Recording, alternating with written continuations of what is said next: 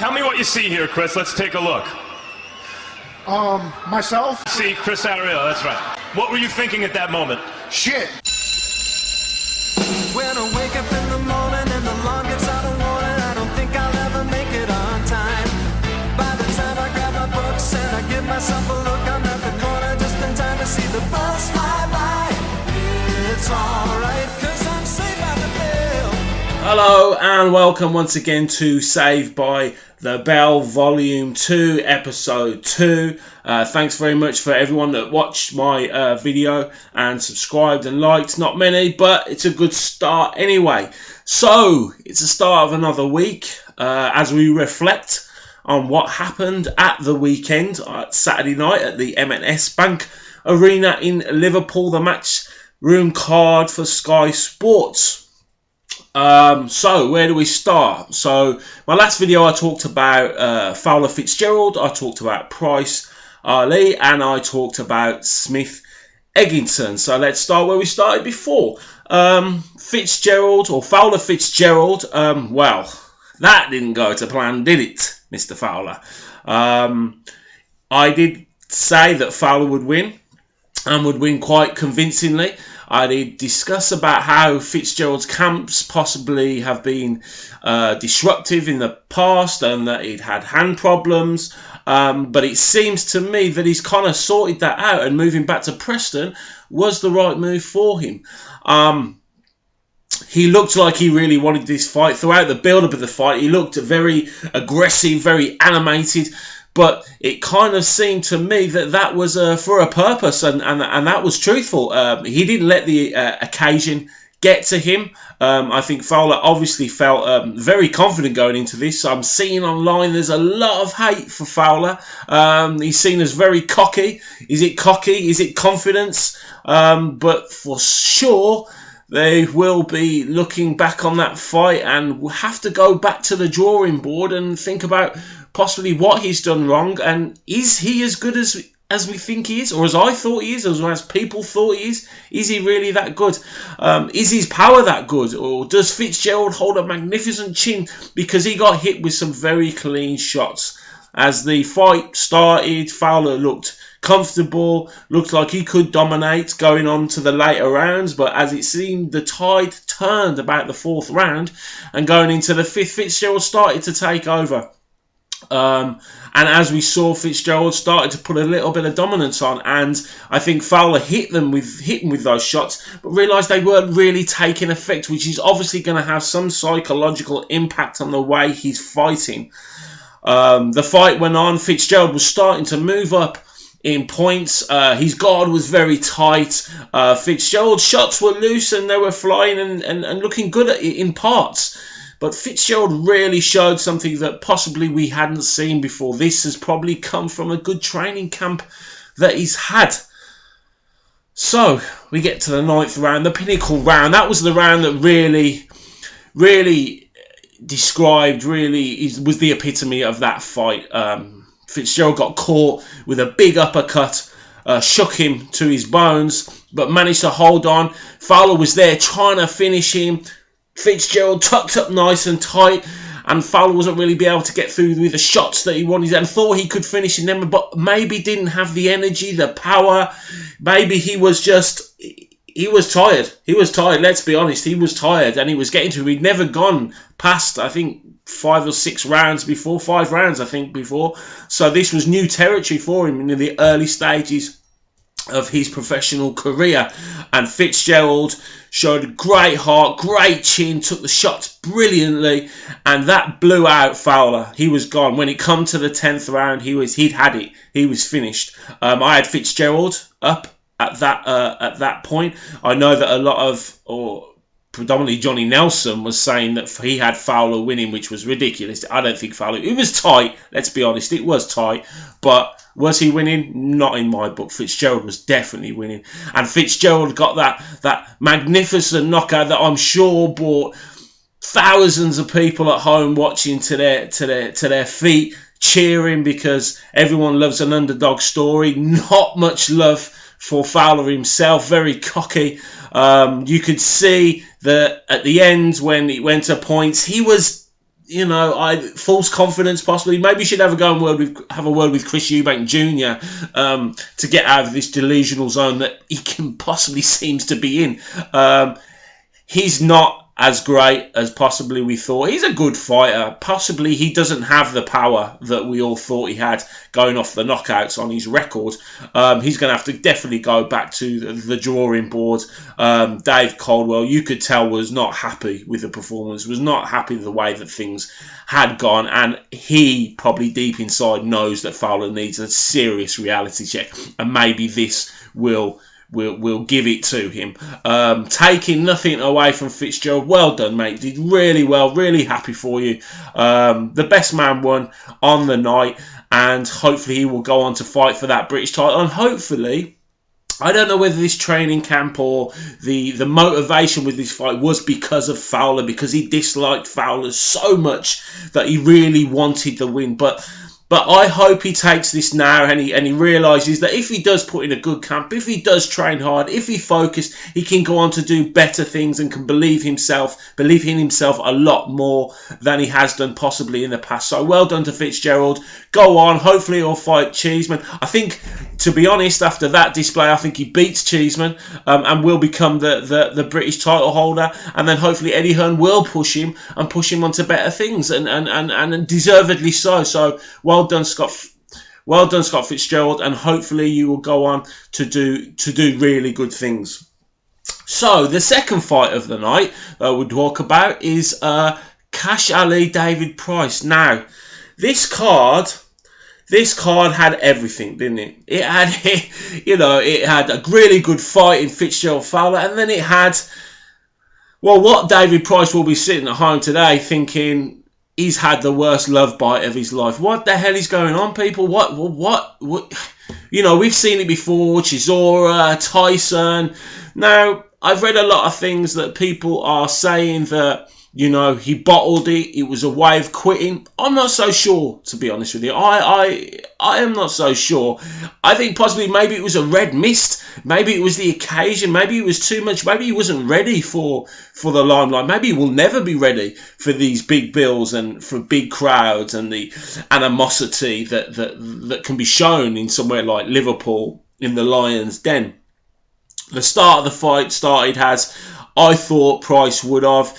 Keeping the distance, keeping at range, just, you know, slowly get into the fight and see how it sort of plays out, and hopefully, probably Price knew that power that he does have will eventually take toll on Cash Ali. Cash Ali was hurt. Cash Ali said afterwards, when I call him Cash the Bash, I'm going to call him Cash the Nash now. It's ridiculous what he did, biting people. What are you doing? It's a boxing match, my friend. It's a boxing match. Come on.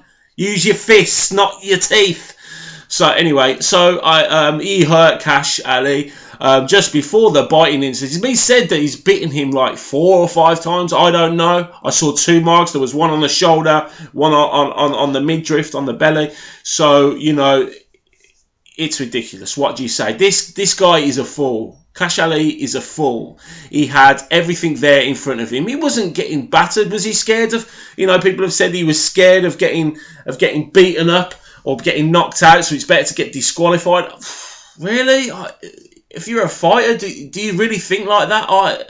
I honestly don't know. I think possibly it was red mist. It was the occasion, and he's just lashed out. There's some crazy thing. Now, to normal logical people, this doesn't seem a thing that you would do. You know, this is not a logical thing to do. But in some people's minds, in some fighters' minds, as we said, we've seen it before. This is nothing new. It's happened before. So, but he's foolish. He's going to get I think he's got his license suspended. His purse, he's not going to be there. He had a great opportunity, win, lose or draw, to get back on a big bill and fight again. You know, we've seen it before that fighters, even if they do lose, once they get on a bill and they've got some sort of following, they can get back on there and they can make some decent money and get some decent fights together. And you never know what happens from there if you get a win. But what he's done, he's pretty much committed suicide to his career. Because who's going to want to put that on? Sky certainly aren't going to put it on. Alan Smith was obviously not very happy about what happened, so he's not going to have him back on the bill. People are going to be wary to fight him because they think he's going to, he could cause controversy, which in turn could make people want to watch him again to see what he possibly might do. But really, when you're talking about sponsorships and corporate sponsorships, do they want that sort of person representing boxing? No, they don't. Eddie Hearn certainly does not. So whether he'll ever get back, who knows? But you lost a big opportunity there, my friend. But I think he would have obviously got stopped by Price. Just before the biting incident, he was hurt. His knees dipped a little bit. So, I think it was the writing on the wall. David Price looked comfortable, really. But we didn't learn anything. Because of that, we didn't really learn. What did we learn? He kept an average opponent at bay, got bitten, disqualified, end of story. So we learned nothing. In a way, David Price will be unhappy that he didn't get to do the stoppage and finish the job. But then he got the win or got the result and moves on to another fight, which will probably he'll be looking at possibly Lucas Brown and Dave Allen, which will be, again, people will show interest in that. Whoever wins out of Allen and Lucas Brown. Obviously, I think if Dave Allen wins, there will be more interest in it from a domestic point of view. So it'll be interesting to see how that fight goes when it eventually plays out. But all in all, Cash the Nash. Disappointing. Anyway, and top of the bill, we had Liam Beefy Smith against Sam the Savage Eggington. Well, I think everyone predicted, we knew how this was going to go. We knew Liam Smith would be just too good for Sam Eggington. Sam Eggington is 25 years old, but he's an old 25. He is an old 25. He's been in some serious wars. I said that if he loses, where does he go? He goes back to domestic level. Is he a 154? I think he's more 147. Maybe should go back down and see what he can do at domestic level at that weight. It was, he got well beaten, well boxed. It pretty much played out as we thought. That's why I always thought that the Fowler Fitzgerald should be the main event, because that was the best fight of the night. But otherwise the card was a good card. But going back to Eggington, Liam Smith, I think Liam Smith was he did what he had to do. I've heard that he had major back problems leading up, but he knew that he had enough to win this fight, even at, say, 75%, which is true. He did. This was as I said before, a fight for him to welcome him onto Matchroom and onto Sky Sports, and now he'll be looking for bigger and better things. He needs bigger challenges than Sam Eggington to really push him on and to really show the best of Liam Smith.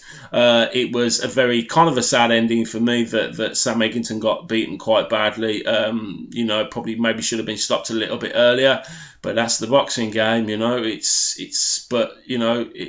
has to take a long, hard look at himself and really think, where do I go and what do I do, and needs to rebuild once again. Of course he'll rebuild, of course he will come back, of course he'll be on a Matchroom Sky Sports event, because, when he's winning, he's popular. When he's not winning, he gives his heart, he gives 110%, but takes two to land one, and that's a short career for anyone.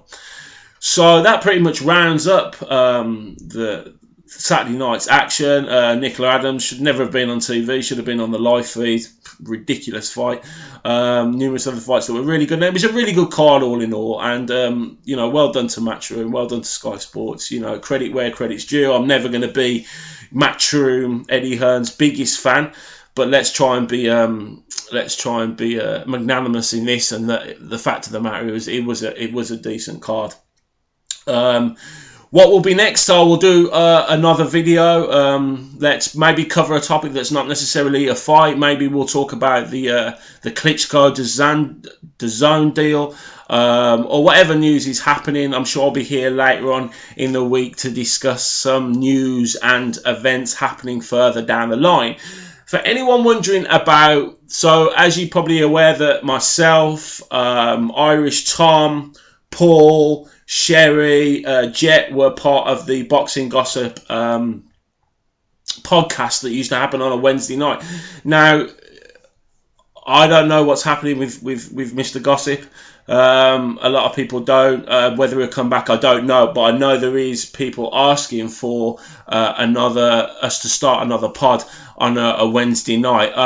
I've contacted the guys. I'm yet to receive answers from everyone. I spoke to Irish Tom.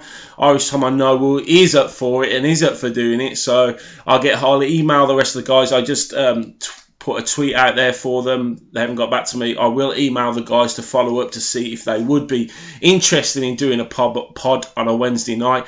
I know that you guys would be interested in doing it, so we'll try and get the Saved by the Bell podcast on a Wednesday night, and hopefully you'll tune into that. It might take a couple of weeks yet, guys, but hopefully I'd like to get it done and get it going, or maybe get something down on a Wednesday night before the Amir Khan fight, which is happening, I think, a week on Saturday, if my dates are correct. But hopefully, or 2 weeks Saturday. But hopefully, we can get something done before then, and we can really dig deep into the boxing news, events, and fights that will be going forward. But anyway, thanks very much for dropping by. If you watch this video, if I talk too fast, sorry, that's just the way it goes. It's not easy doing this. I'm starting to find out. Anyway, so like, subscribe, share it, do what you gotta do, LSC, and remember, people, be careful out there. When I wake up in the morning and the alarm gets out of warning, I don't think I'll ever make it on time. By the time I grab my books and I give myself a look, I'm at the corner just in time to see the bus fly by. It's alright, 'cause I'm safe by the bell. If the teacher pops a test, I know I'm in a mess, and my dog ate all my homework last night. Riding low on my chair, she won't know that I'm there. If I can hand it in tomorrow, it'll be alright. It's alright, 'cause I'm safe by the bell.